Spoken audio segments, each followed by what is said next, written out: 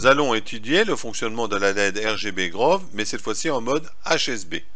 Pour cela, nous aurons besoin d'une LED Grove, d'une carte Arduino Mega et d'une carte d'extension Grove. Alors, nous allons tout de suite rentrer dans le vif du sujet. Le début de programme est identique à la LED RGB.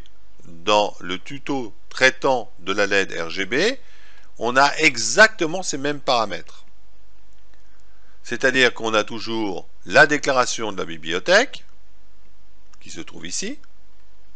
Nous avons toujours le nombre de LED à spécifier. En l'occurrence, nous avons besoin d'une LED, donc on spécifie une LED. Et nous avons besoin aussi de définir les broches sur lesquelles les fils de communication de la LED vont être branchés.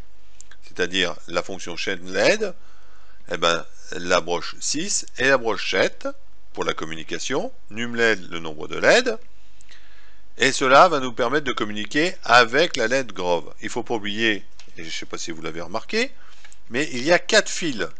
Les 2 fils de communication, le fil rouge là, qui est en plus, c'est le fil d'alimentation 5 volts, évidemment on a besoin de courant électrique, et on a besoin aussi du 0 volt. Donc dans la partie setup, il n'y a aucun programme, et on passe dans la partie programme en lui-même, qui est ici.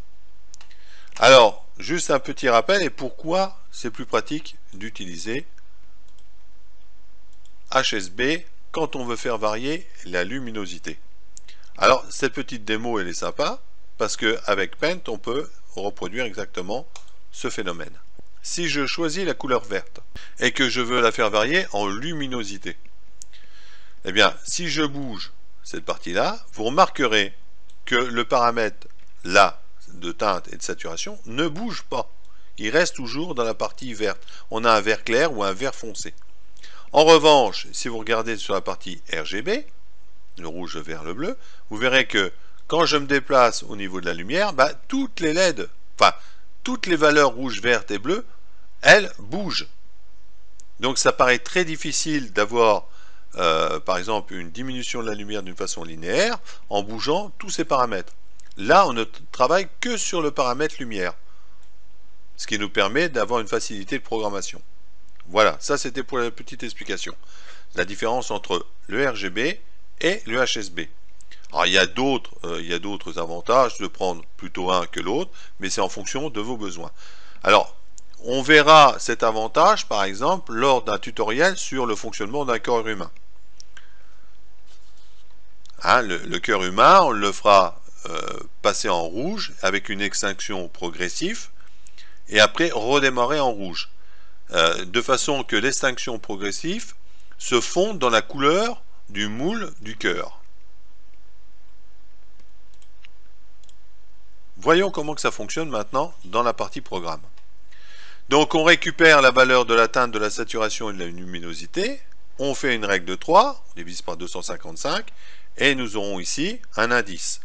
Cet indice, on va le reporter là. Alors là, nous avons choisi de bien décomposer le programme, mais rien ne vous empêche de mettre le 0,48 ici.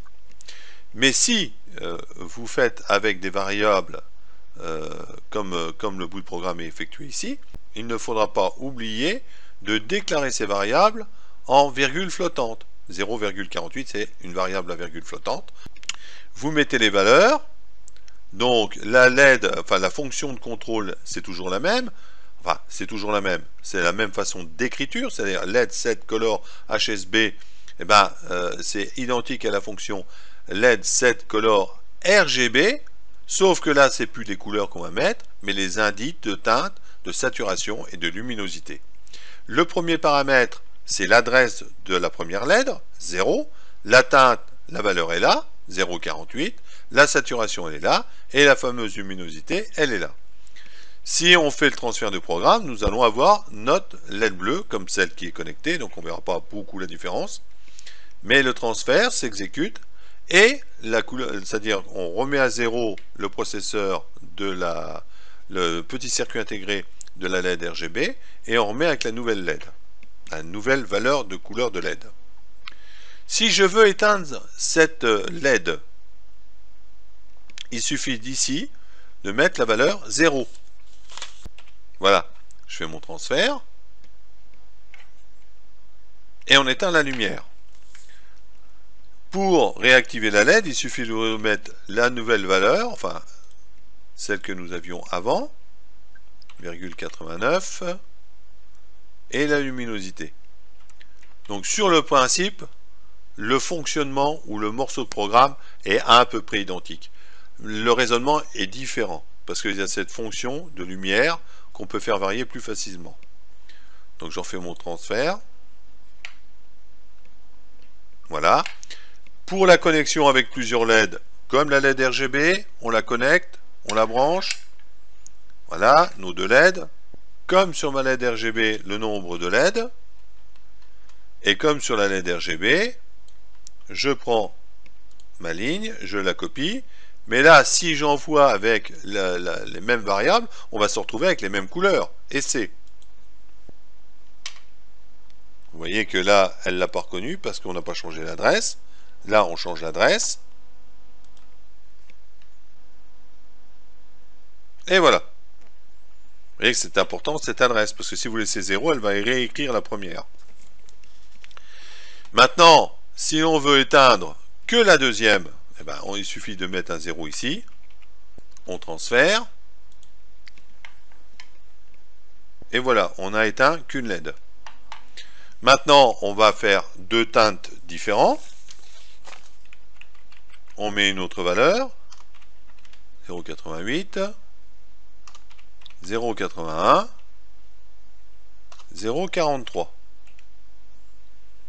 On essaye. Et voilà, on a un rouge violacé avec un bleu clair. Voilà. Voilà, là vous connaissez les deux modes. Le mode RGB qui se trouvait dans le tuto précédent et le mode HSB qui lui est un petit peu différent au niveau du fonctionnement, un peu plus difficile pour ceux qui n'ont pas l'habitude d'utiliser les variables à virgule flottante, mais sur l'approche, ça reste identique. Voilà, je vous laisse, et puis bonnes applications sur vos montages. Au revoir.